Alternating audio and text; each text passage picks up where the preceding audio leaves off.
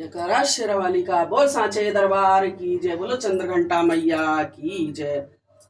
आज हम आपको तीसरे दिन की माँ चंद्रघंटा की कथा श्रवण कराएंगे।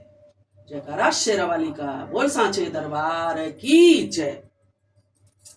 माँ दुर्गा जी की तीसरी शक्ति का नाम चंद्रघंटा है। नवरात्रि उपासना में तीसरे दिन इन्हीं के विग्रह का पूजन आराधन किया जाता है। इनका यह स्वरूप परम शांतिदायक और कल्याणकारी है। इनके मस्तक में घंटे के आकार का अर्ध चंद्र है, इसी कारण इन्हें चंद्रघंटा देवी कहा जाता है। इनके शरीर का रंग स्वर्ण समान चमकीला है। इनके 10 हाथ हैं। उनके 10 हाथों में खड़ग आदि शस्त्र तथा बाण आदि अस्त्र विभूषित हैं। इनका वाहन सिंह है। इनकी मुद्रा युद्ध के लिए उगत रहने की होती है। इनके घंटे की सी भयानक चंड ध्वनि से अत्याचारी दानव दैत्य राक्षस सदैव प्रकंपित होते हैं। नवरात्र की दुर्गा उपासना में तीसरे दिन की पूजा का अत्यधिक महत्व है। इस दिन साधक का मन मणिपुर चक्र में प्रविष्ट होता है। माँ चंद्रघंटा की कृपा से उसे अलौकिक वस्तुओं के दर्शन होते हैं, दिव्य सुगंधियों का अनुभव होता है तथा विविध प्रकार की दिव्य ध्वनियां सुनाई देती हैं। ये क्षण साधक के लिए अत्यंत आवश्यक रहने के होते हैं। माँ चंद्रघंटा की कृपा से साधक के समस्त पाप और बाधाएं विनष्ट हो जाती हैं। इनकी आराधना सदैव फलदायी है। इनकी मुद्रा सदैव युद्ध के लिए अभिमुख रहने की होती है, अतः उपासक सिंह की तरह पराक्रमी और निर्भय हो जाता है। इनके घंटे की ध्वनि सदा अपने भक्तों को प्रेत बाधाओं से रक्षा करती है। इनका ध्यान करते ही शरणागत की रक्षा के लिए इस घंटे की ध्वनि निनादित हो उठती है। दुष्टों का दमन और विनाश करने में सदैव तत्पर रहने के बाद भी इनका स्वरूप दर्शक और आराधक के लिए अत्यंत सौम्यता एवं शांति से परिपूर्ण रहता है।